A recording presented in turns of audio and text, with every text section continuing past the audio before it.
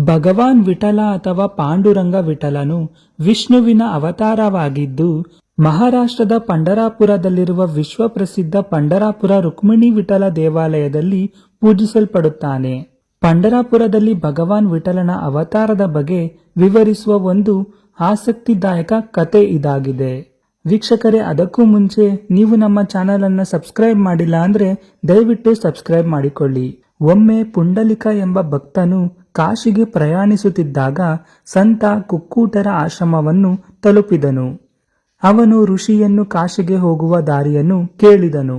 ಕುಕ್ಕೂಟ ಋಷಿಯು ತನಗೆ ಕಾಶಿಗೆ ಹೋಗುವ ದಾರಿ ತಿಳಿದಿಲ್ಲ ಮತ್ತು ತಾನು ಎಂದಿಗೂ ಅಲ್ಲಿಗೆ ಹೋಗಿರಲಿಲ್ಲ ಎಂದು ಹೇಳಿದನು. ಕಾಶಿಗೆ ಹೋಗುವ ದಾರಿ ತಿಳಿದಿಲ್ಲದ ಕುಕ್ಕೂಟ ಋಷಿಯನ್ನು ಪುಂಡಲಿಕ ಗೇಲಿ ಮಾಡಿ, ಅವನಂತಹ ಪವಿತ್ರ ಪುರುಷ ಈಗಾಗಲೇ ಕಾಶಿಗೆ ಭೇಟಿ ನೀಡಬೇಕಿತ್ತು ಎಂದು ಹೇಳಿದನು. ಕುಕ್ಕೂಟ ಋಷಿ ಮೌನವಾಗಿದ್ದರು ಮತ್ತು ಪುಂಡಲಿಕನಿಗೆ ಉತ್ತರಿಸಲು ತಲೆಕೆಡಿಸಿಕೊಳ್ಳಲಿಲ್ಲ.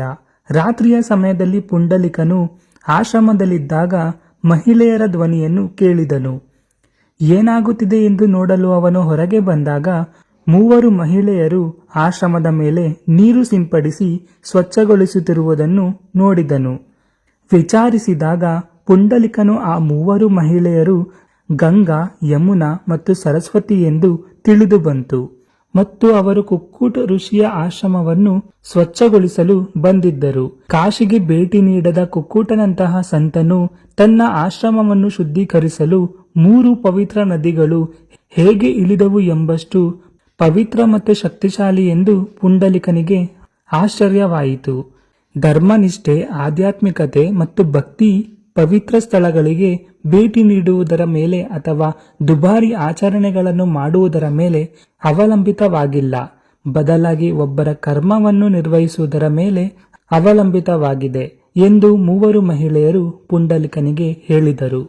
ಆ 3 ಮಹಿಳೆಯರು ಅವನಿಗೆ ಕುಕ್ಕೂಟ ಋಷಿ ತನ್ನ ಹೆತ್ತವರಿಗೆ ಅತ್ಯಂತ ನಿಷ್ಠೆಯಿಂದ ಸೇವೆ ಸಲ್ಲಿಸಿ ಪಾಲನೆ ಮಾಡಿ ಆ ಒಂದು ಗುರಿಗಾಗಿ ತನ್ನ ಇಡೀ ಜೀವನವನ್ನು ಮುಡಿಪಾಗಿಟ್ಟಿದ್ದರು. ಹೀಗೆ ಅವರು ಮೋಕ್ಷವನ್ನು ಗಳಿಸಲು ಮತ್ತು ನಮ್ಮನ್ನು ಭೂಮಿಗೆ ಕರೆತರಲು ಸಾಕಷ್ಟು ಪುಣ್ಯವನ್ನು ಸಂಗ್ರಹಿಸಿದ್ದಾರೆ ಎಂದು ಹೇಳಿದರು. ಪುಂಡಲಿಕನು ತನ್ನ ವೃದ್ಧ ಹೆತ್ತವರನ್ನು ಮನೆಯಲ್ಲಿ ಬಿಟ್ಟು ಮೋಕ್ಷ ಮತ್ತು ಆಶೀರ್ವಾದ ಪಡೆಯಲು ಕಾಶಿಗೆ ಭೇಟಿ ನೀಡುತ್ತಿದ್ದನು. ತನ್ನ ಹೆತ್ತವರನ್ನು ಕಾಶಿಗೆ ಕರೆದುಕೊಂಡು ಹೋಗಬೇಕೆಂಬ ಕೋರಿಕೆಯನ್ನು ಅವನು ಸ್ವೀಕರಿಸಲಿಲ್ಲ. ಪುಂಡಲಿಕನಿಗೆ ಈಗ ತನ್ನ ತಪ್ಪಿನ ಅರಿವಾಯಿತು. ಮನೆಗೆ ಹಿಂತಿರುಗಿ ತನ್ನ ಹೆತ್ತವರನ್ನು ಕಾಶಿಗೆ ಕರೆದುಕೊಂಡು ಹೋಗಿ ಹಿಂತಿರುಗಿದಾಗ ಅವರನ್ನು ನೋಡಿಕೊಳ್ಳಲು ಪ್ರಾರಂಭಿಸಿದನು. ಆದ್ದರಿಂದ ಅವನು ವೃದ್ಧ ತಾಯಿ ಮತ್ತು ತಂದೆಯ ಆರೈಕೆ ಎಲ್ಲಕ್ಕಿಂತ ಹೆಚ್ಚಾಗಿತ್ತು. ಒಂದು ದಿನ ಪುಂಡಲಿಕನಿಗೆ ತನ್ನ ಹೆತ್ತವರ ಮೇಲಿನ ಪ್ರಾಮಾಣಿಕ ಭಕ್ತಿಯಿಂದ ಕೃಷ್ಣ ಪರಮಾತ್ಮನು ಪ್ರಭಾವಿತನಾಗಿ ಪುಂಡಲಿಕನ ಮನೆಗೆ ಭೇಟಿ ನೀಡಲು ನಿರ್ಧರಿಸಿದರು. ಶ್ರೀಕೃಷ್ಣನು ಪುಂಡಲಿಕನ ಮನೆಗೆ ಭೇಟಿ ನೀಡಿದಾಗ ಅವನು ತನ್ನ ವೃದ್ಧ ಹೆತ್ತವರಿಗೆ ಊಟ ಬಡಿಸುತ್ತಿದ್ದನು. ಪುಂಡಲಿಕನು ತನ್ನ ಬಾಗಿಲಲ್ಲಿ ಭಗವಂತನನ್ನು ನೋಡಿದನು. ಆದರೆ ಅವನ ಹೆತ್ತವರ ಮೇಲಿನ ಭಕ್ತಿ ಎಷ್ಟು ತೀವ್ರವಾಗಿತ್ತು ಎಂದರೆ ಅವನು ಮೊದಲು ತನ್ನ ಕರ್ತವ್ಯವನ್ನು ಮುಗಿಸಿ ನಂತರ ತನ್ನ ಅತಿಥಿಯನ್ನು ನೋಡಿಕೊಳ್ಳಲು ಬಯಸಿದನು. ಪುಂಡಲಿಕನು ಎಂತಹ ಹಂತವನ್ನು ತಲುಪಿದನೆಂದರೆ ಅತಿಥಿಯು ಕೇವಲ ಮರ್ತ್ಯನೋ ಅಥವಾ ದೇವರು ಎಂಬುದು ಅವನಿಗೆ ಮುಖ್ಯವಲ್ಲ, ಅವನ ಹೆತ್ತವರಿಗೆ ಸೇವೆ ಸಲ್ಲಿಸುವುದು ಮಾತ್ರ ಮುಖ್ಯವಾಗಿತ್ತು. ಪುಂಡಲಿಕನು ಶ್ರೀಕೃಷ್ಣನಿಗೆ ನಿಲ್ಲಲು ಒಂದು ಇಟ್ಟಿಗೆಯನ್ನು ಕೊಟ್ಟು ತನ್ನ ಕರ್ತವ್ಯ ಪೂರ್ಣಗೊಳ್ಳುವವರೆಗೆ ಕಾಯುವಂತೆ ಹೇಳಿದನು. ಪುಂಡಲಿಕನು ತನ್ನ ಹೆತ್ತವರ ಮೇಲಿನ ಭಕ್ತಿಯಿಂದ ಪ್ರೇರಿತನಾದ ಕೃಷ್ಣನು ಅವನಿಗಾಗಿ ತಾಳ್ಮೆಯಿಂದ ಕಾಯುತ್ತಿದ್ದನು. ನಂತರ ಪುಂಡಲಿಕ ಹೊರಬಂದಾಗ ತನ್ನನ್ನು ಕಾಯುವಂತೆ ಮಾಡಿದ್ದಕ್ಕಾಗಿ ಭಗವಂತನಲ್ಲಿ ಕ್ಷಮೆ ಕೇಳಿದನು.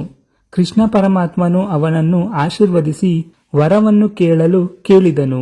ಭಗವಂತನೇ ನನಗಾಗಿ ಕಾಯುತ್ತಿರುವಾಗ ನಾನು ಇನ್ನೇನು ಕೇಳಲಿ ಎಂದು ಪುಂಡಲಿಕ ಹೇಳಿದನು. ಶ್ರೀಕೃಷ್ಣನು ವರವನ್ನು ಕೇಳಲೇಬೇಕೆಂದು ಒತ್ತಾಯಿಸಿದಾಗ ಪುಂಡಲಿಕನು ಭಗವಂತ ಭೂಮಿಯ ಮೇಲೆ ಇದ್ದು ತನ್ನ ಭಕ್ತರನ್ನು ಆಶೀರ್ವದಿಸಿ ನೋಡಿಕೊಳ್ಳಬೇಕೆಂದು ಬೇಡಿಕೊಂಡನು. ಕೃಷ್ಣ ಪರಮಾತ್ಮನು ಅಲ್ಲಿಯೇ ಇರಲು ಒಪ್ಪಿಕೊಂಡನು ಮತ್ತು ಅವನನ್ನು ವಿಠಲ ಅಥವಾ ಇಟ್ಟಿಗೆಯ ಮೇಲೆ ನಿಂತ ಭಗವಂತ ಎಂದು ಕರೆಯಲಾಗುತ್ತದೆ. ಭಗವಾನ್ ವಿಠಲನ ಈ ರೂಪವನ್ನು ಸ್ವಯಂಭೂ ಅಂದರೆ ಅವನ ವಿಗ್ರಹವನ್ನು ಕೆತ್ತಲಾಗಿಲ್ಲ, ಆದರೆ ಅದು ಸ್ವತಃ ಅಸ್ತಿತ್ವಕ್ಕೆ ಬಂದಿತು. ನಿಮಗೂ ಈ ಕತೆ ಇಷ್ಟವಾಗಿದ್ದರೆ ನಮ್ಮ ಚಾನಲನ್ನು ಸಬ್ಸ್ಕ್ರೈಬ್ ಮಾಡಿ. ಧನ್ಯವಾದಗಳು.